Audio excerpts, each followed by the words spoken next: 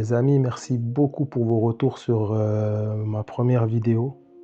Honnêtement, ça me motive énormément. Ça me donne envie de faire le maximum pour améliorer la qualité, que ce soit au niveau du fond, de la forme, et de proposer des contenus qui pourront vous intéresser. Celui d'aujourd'hui risque de vous intéresser. On va parler de l'épisode 7 de la saison 3 de House of Dragon. J'ai cherché un t-shirt vert dans ma garde-robe. J'ai pas de maillot de la Saint-Étienne malheureusement, mais là on est vraiment en train d'assister à la remontada des Verts. Pour commencer, je vais vous parler un petit peu d'Ormund, qui, on le voyait dans les épisodes précédents, mais là il fait un travail colossal. Il a fait captif Corlys Velaryon, ce qui va lui permettre de stopper le soutien des Velaryon à Rhaenyra et l'affaiblir encore plus.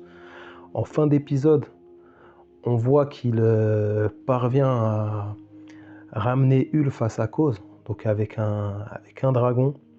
Son dragon, c'est Aile d'Argent, ouais. Donc il a réussi à ramener un dragon supplémentaire dans le camp des Verts, ce qui affaiblit par conséquent les Noirs. On voit quand même qu'il y a une fracture entre Daeron et Ormund, qu'il n'est pas forcément en accord avec sa manière de faire, son cynisme. Mais il est aussi vraiment très mature pour son âge et voilà, il sait qu'il n'a pas forcément énormément de marge de manœuvre, donc il va rester dans cette continuité-là pour l'instant. Au niveau des Noirs, donc on a une Rhaenyra un petit peu comme dans les épisodes précédents, complètement accablée.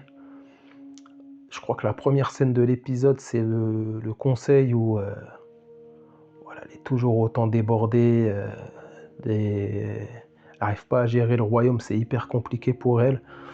On a même son argentier, je crois que c'est Boros Celtigar qui se permet de lui dire directement en pleine tête que voilà, il a conscience que il est placé là pour faire office de bouc émissaire.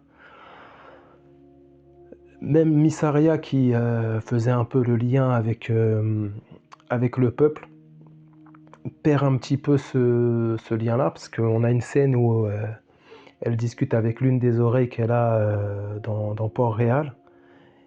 Et cette personne-là lui explique que, voilà, en gros, elle a pris la grosse tête, c'est plus la championne du peuple et ça commence vraiment à se gâter. Surtout que Rhaenyra, je crois que dans les épisodes précédents, voulait être la reine du peuple. Ça va être compliqué. Elle apprend aussi le secret de Daemon, qui protégeait Rhaena parce qu'il avait peur de la réaction de Rhaenyra suite à ce qui s'était passé à la bataille du Gosier avec le décès de Jaehaerys. Donc ça l'accable encore plus parce que je pense qu'elle commence à se dire où sont mes soutiens. Il y a personne qui l'accompagne, qui la facilite. Il y a quelques éléments de mise en scène que j'ai notés qui me sont restés un peu en tête. Il y a toujours cette caméra des fois proche de Rhaenyra. On voit sa main s'agiter, on a des plans, des gros plans sur son visage. Vraiment, elle a pris 5 ans, je sais pas ça fait depuis combien de temps elle est au Donjon Rouge, mais c'est compliqué. On a aussi une scène où elle passe dans un couloir du Donjon Rouge. Elle est filmée de loin, comme si elle était dans quelque chose de démesuré, comme si les fonctions étaient beaucoup trop grandes pour elle au final. Donc Rhaenyra, vraiment, début de règne compliqué. Pour faire le lien avec le secret de Daemon, on a une scène avec pas mal de tension, donc où Rhaenyra avec Adan de Karen et leurs dragons respectifs vont à la rencontre de Rhaena. Enfin, ils savent pas au départ que c'est elle, mais ils vont surtout à la rencontre de voleurs de moutons.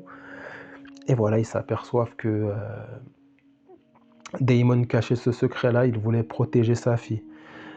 Ils en sortent pas indemnes. Rhaenyra, son dragon, il prend cher. Honnêtement, heureusement qu'elle n'est pas venue toute seule, parce que je pense que la danse des dragons, ça serait vite terminé. Et Caraxès hyper impressionnant. Purée, c'est pas le plus grand des dragons. Il fait pas la taille d'un Vhagar, mais purée, la férocité, le vice, vraiment, il va trop bien avec Daemon. D'ailleurs, Daemon, son développement continue dans cet épisode-là. J'ai beaucoup aimé la facette qui ajoute à la complexité du personnage, en fait. Là, on le voit un peu dans son rôle de père, de protecteur de Rhaena. La scène au Val, je trouve, illustre beaucoup ça. Où voilà, on sent que c'est dur pour lui, mais il s'abaisse à implorer Lady Jennarine de lui laisser un jour de plus. D'ailleurs, il y a une petite référence au livre quand elle explique que Rhaena vit dans les orties. C'est une référence au nom du personnage qui monte voleur de moutons dans les livres. Mais pour en revenir à Daemon, voilà, on le voit beaucoup plus humain. Il se met à la place de Rhaena quand il lui explique qu'à son âge, il n'avait pas de dragon. Il fait preuve de beaucoup d'empathie envers elle, envers Rhaenyra aussi. Là où on le voyait dans les épisodes précédents, aller parfois à la confrontation idéologique, etc. Là, il fait preuve de douceur, il essaye de lui faire part de ses sentiments, pourquoi il a voulu protéger Rhaena, et voilà, ça ajoute au millefeuille Daemon, et je trouve que le personnage est hyper travaillé, complexe, j'aime beaucoup son développement. On va parler un peu d'Elena. Elena, elle fait de la peine, hein, elle souffre déjà physiquement de par sa grossesse, et mentalement, c'est hyper compliqué, hein. On a notamment une scène où on a des visions de sa part. Moi, sur le coup, j'ai eu l'impression que c'était comme des futurs hypothétiques, des futurs possibles. D'ailleurs, dans l'un de ces futurs, on la voit avec deux de ses enfants. Mais cette scène est complètement interrompue par la neige qui tombe et je vois ça un peu comme un signe inquiétant, hein, comme un signe où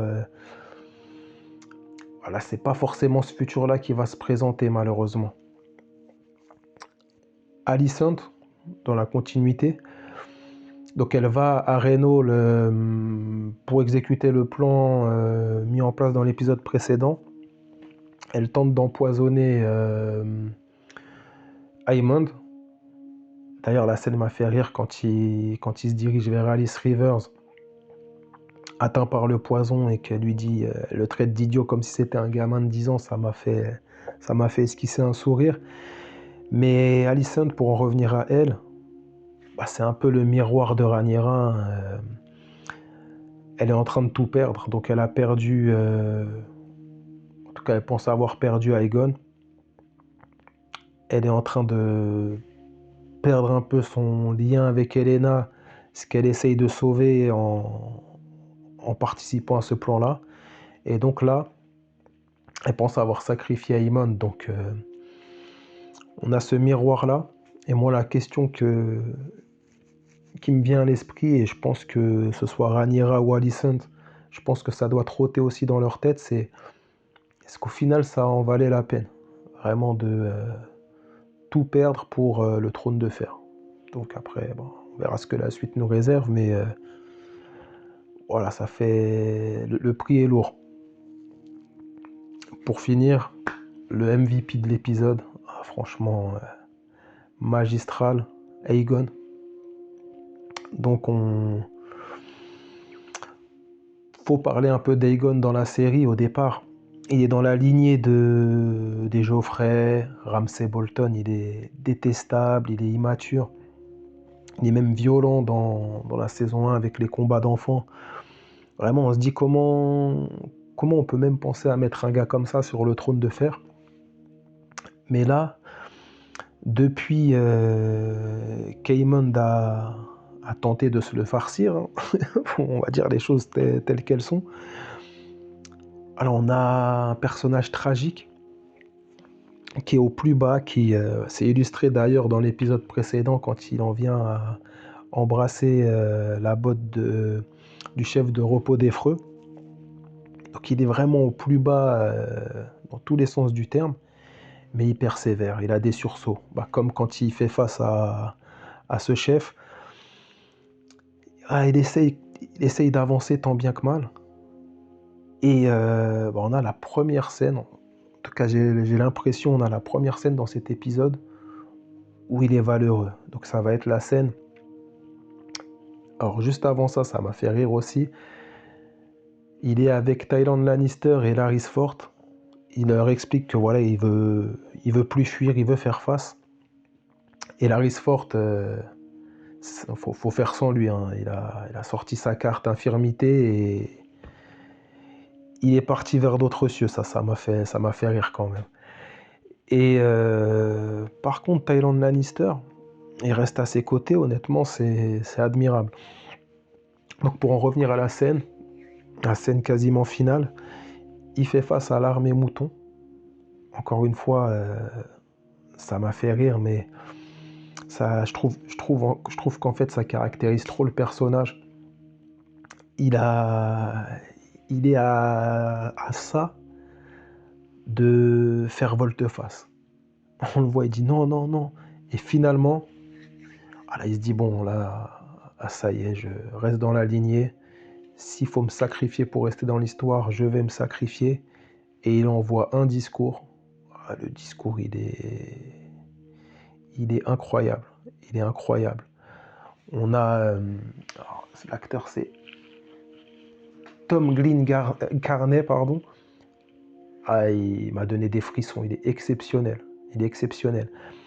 Et là, la mise en scène, elle est incroyable parce qu'on voit l'armée mouton reculer. Et lui, encore une fois, il est magistral dans son rôle. Il est fier de lui. Mais en fait, on a Sunfire qui revient en arrière-plan. Donc, comme on le pressentait, il est encore là, notre Sunfire. Et là, il envoie un Dracarys magistral. Et honnêtement, le combo Dracarys plus Aegon qui exulte à côté, non, la scène, elle est magistrale. Là, je pense, pourtant, on a eu des beaux épisodes, mais c'est la scène qui m'a marqué le plus de la saison. Donc, je pense que j'ai fait le tour de tous les éléments dont je voulais vous parler. Pour conclure, donc, on a la remontada des Verts qui vraiment refont petit à petit leur retard. L'avantage des dragons, il devient de plus en plus relatif pour les Noirs avec le changement de camp de Ulf. Le dragon de Rhaenyra, par exemple, qui a pris cher dans cet épisode. Même au niveau de leur soutien avec les Velaryon, tandis que du côté des Verts, j'ai l'impression c'est l'autoroute, quoi. C'est l'autoroute. Aegon, là, c'est la renaissance avec Sunfire. Ormond, il gère sa petite stratégie, il fait ce qu'il faut. Donc voilà, j'ai hâte de voir. En plus, c'est le saison finale la semaine prochaine. Ça va être top, je pense. Donc voilà, les amis. Donc merci d'avoir visionné la vidéo. Je vous dis à la prochaine.